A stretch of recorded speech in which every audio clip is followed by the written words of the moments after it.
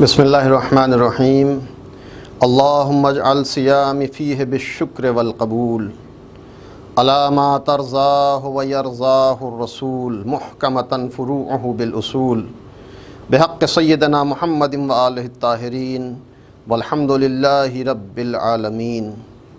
خدایا میرے روزوں کو مشکور اور مقبول بنا دے، جس طرح تو اور تیرا رسول پسند کرتا ہے، اور جہاں فروع اور اصول کے ذریعے محکم ہوتے ہیں، تجھے ہمارے سردار حضرت محمد مصطفیٰ اور ان کی آل طاہرین کا واسطہ کہ ساری تعریفیں تیرے لیے ہیں اے دو جہاں کے پروردگار۔ ماہ مبارک رمضان اپنے اختتام کو پہنچا۔ خدا کی بارگاہ میں دعا ہے بار الہ ہمارے روزوں کو قبول کر لے، ہماری اس کوشش کو مشکور بنا دے، ہمارے روزوں کو، ہمارے عمل کو، ہماری نمازوں کو، ہمارے قیام کو، ہمارے صیام کو اس طرح بنا دے کہ جس سے تو راضی ہو اور تیرا رسول راضی ہو، جس کی بنیادیں محکم ہوں، جس کے اصول مضبوط ہوں۔ تجھے ہمارے سید و سردار حضرت محمد مصطفیٰ کا واسطہ، ان کی آل پاک کا واسطہ، تو دو جہاں کا معبود ہے۔ تو آج ہم عید کے آستانے پر ہیں۔ ماہ مبارک رمضان اپنے اختتامی مرحلے میں ہے، عید کا دن ہمارے سامنے ہے۔ آپ سبھی حضرات کی خدمت میں روز عید کی تہہ دل سے مبارکباد، اور خدا کی بارگاہ میں دعا کہ بار الہ ہمارے روزوں کو مشکور اور مقبول بنا دے، شرف قبولیت سے نواز دے۔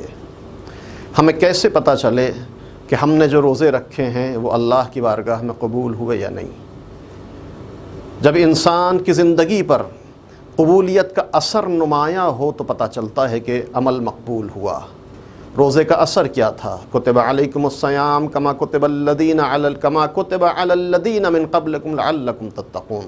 روزہ تم پر واجب رکھا گیا جیسے کہ پہلی امتوں پر بھی تھا، کیوں؟ شاید تم متقی ہو جاؤ۔ اگر روزہ رکھنے کے بعد کردار میں تقوی کی جھلک نظر آتی ہے تو اس کا مطلب یہ ہے کہ ہمارے روزے بارگاہ حق میں شرف قبولیت سے نواز دیے گئے، چونکہ عمل کا اثر عمل کے بعد ظاہر ہوتا ہے۔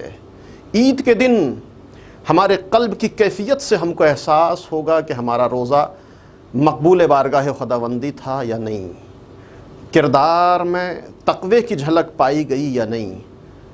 ایک شخص چھٹے امام جعفر صادق علیہ السلام کی خدمت میں حاضر ہوتا ہے، مولا ہمیں کیسے پتہ چلے کہ ہماری نمازیں قبول ہیں یا نہیں؟ مولا کہتے ہیں کہ دیکھو، سبب سے مسبب کا پتہ چلتا ہے، اثر سے مؤثر کو دیکھا جاتا ہے، علت سے معلول کو تلاش کیا جاتا ہے۔ اگر تم یہ جاننا چاہتے ہو کہ تمہاری نمازیں قبول ہوئیں یا نہیں تو یہ دیکھو کہ نمازوں کا اثر تمہاری زندگی میں آیا یا نہیں۔ مولا نمازوں کا کیا اثر ہے؟ کہا قرآن نہیں پڑھتے؟ قرآن نے نمازوں کا اثر بتایا، ان الصلاۃ تنہی عن الفحشاء والمنکر۔ نماز انسان کو برائیوں سے بچاتی ہے، نماز انسان کو فحشاء اور منکرات سے دور رکھتی ہے، یہ نماز کا اثر ہے۔ پس اگر نماز پڑھی برائیوں سے بچے تو اس کا مطلب یہ ہے کہ نماز قابل قبول ہے خدا کی بارگاہ میں۔ لیکن اگر نمازیں پڑھیں لیکن برائیاں انجام دیتے رہے تو اس کا مطلب یہ ہے کہ یہ عبادت نہیں تھی، یہ ورزش تھی، یہ کثرت تھی جو انجام دی ہے۔ اسی طرح روزے کا اثر لعلکم تتقون، روزے کا اثر یہ ہے کہ تمہارے کردار میں تقوی نظر آئے، اور یہ تقوی ماہ مبارک رمضان کے بعد نظر آنا چاہیے۔ روز عید انسان دیکھے، خود کا محاسبہ کرے، آزمائے خود کو کہ کتنا انسان کے اندر تقوی پیدا ہوا۔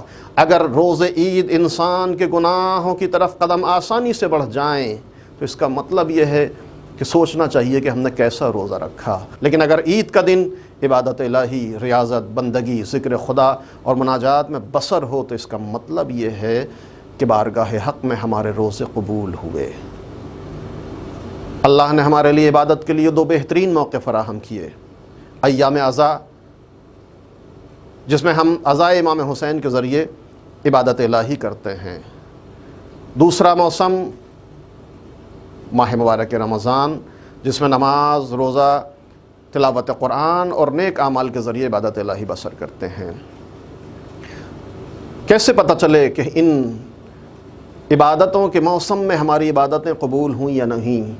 تو اگر ان ایام کے ختم ہونے کے بعد 9 ربیع الاول کو عید فطر کے دن ہم خود کو گناہوں سے بچا لیں تو اس کا مطلب یہ ہے کہ ہمارا عمل مقبول ہے، ہمارے روزے بارگاہ خداوندی میں شرف قبولیت سے نواز دیے گئے، ہمارے راز و نیاز، ہماری عبادتیں، ہماری تلاوت قرآن سب کو قابل قبول ہے۔ لیکن خدا نخواستہ اگر ہم روز عید یہ سمجھ لیں کہ بس فصل عبادت ختم ہو گیا، موسم عبادت تمام ہو گیا، بعض اوقات ہم میں سے کچھ افراد ایسے ہیں روز عید یہ سمجھتے ہیں کہ اب ہم آزاد ہو گئے، شیطان کھول دیا گیا، بسا نعوذ باللہ قدم گناہوں کی طرف بڑھ جاتے ہیں۔ اس کا مطلب یہ ہے کہ محاسبہ کرنا چاہیے، تجزیہ کرنا ہے اپنے روزوں کا۔ اگر انسان چاہتا ہے کہ روزے اس کے مقبول ہوں، سعی اس کی مشکور ہو، تو کوشش یہ ہو کہ ماہ مبارک رمضان کے بعد عید کے دن بھی وہی معنویت کا جذبہ ہو، وہی طاعت اور بندگی کا حوصلہ ہو، اسی طرح انسان آئے خدا کی بارگاہ میں عبادت انجام دے۔ چونکہ عید کا دن جیسا کہ مولا امیر المومنین حضرت علی ابن ابی طالب علیہ السلام نے ارشاد فرمایا، انما هو عید لمن قبل اللہ صیامہ وشکر قیامہ، عید کا دن عید اس کے لیے ہے کہ جس کے اللہ نے روزوں کو قبول کیا ہو، جس کے قیام و قعود اور جس کی نمازوں کو اللہ نے مشکور بنایا ہو۔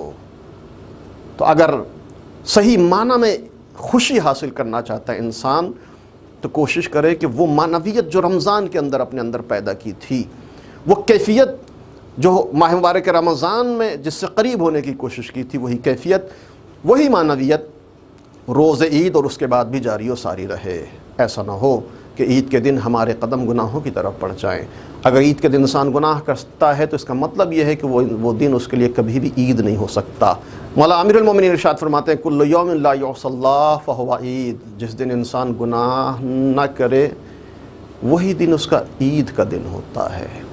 بس انسان اپنی زندگی کے ہر دن کو عید کا دن بنا سکتا ہے، شرط یہ ہے کہ دامن کردار کو گناہوں کی گندگیوں سے آلودہ نہ ہونے دے۔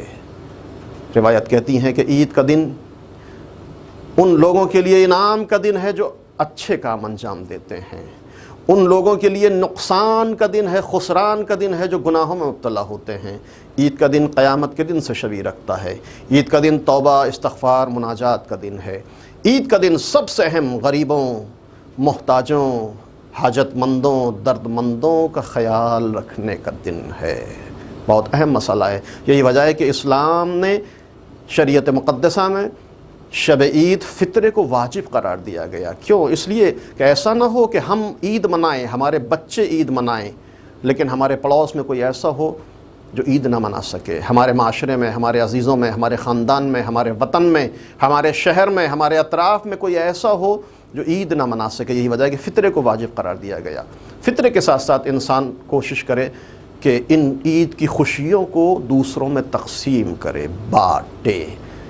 کوشش کرے کہ جس طرح ہم خوشی منا رہے ہیں، ہمارے بچے کپڑے پہن رہے ہیں، ہمارے گھر میں اچھے کھانے پینے کا انتظام ہے، اسی طرح کوشش ہو کہ سماج کے ہر فرد کہ ہاں عید کا اہتمام اسی انداز سے ہو۔ یہ اسی وقت ممکن ہے کہ جب انسان روز عید غریبوں کا خیال رکھے، محتاجوں کا خیال رکھے، حاجت مندوں کی حاجت روائی کرے، ضرورت مندوں کا ہاتھ پکڑے، پسماندہ طبقے کو اپنے ساتھ ملا کر چلے، گلے ملے اور ان کی حاجت روائی کرے۔ چنانچہ مولا امیر المومنین نے کہا ہے کہ عید کا دن غریبوں اور محتاجوں اور دردمندوں کے خیال رکھنے کا دن ہے، عید کا دن گناہوں سے دوری کا دن ہے۔ جب انسان اس انداز سے عید مناتا ہے تو پھر اس کو حق ہے کہ وہ دعا کرے، بار الہ ہمارے روزوں کو قبول کر دے، ہمارے نمازوں اور ہماری تلاوت قرآن کو جو ماہ مبارک رمضان میں انجام دی ہے مشکور بنا دے، ہماری عبادت کو شرف قبولیت سے نواز دے۔ خدایا تجھے محمد و آل محمد کا واسطہ، تجھے قرآن کا واسطہ جس کو تو نے ماہ مبارک رمضان میں نازل کیا ہے، ہمارے روزوں کو قبول کر دے، ہمارے قیام، قعود، سجود، ہماری نماز، ہمارے اچھے اعمال کو شرف قبولیت سے نواز، بحق محمد و آل بیتہ الطیبین الطاہرین۔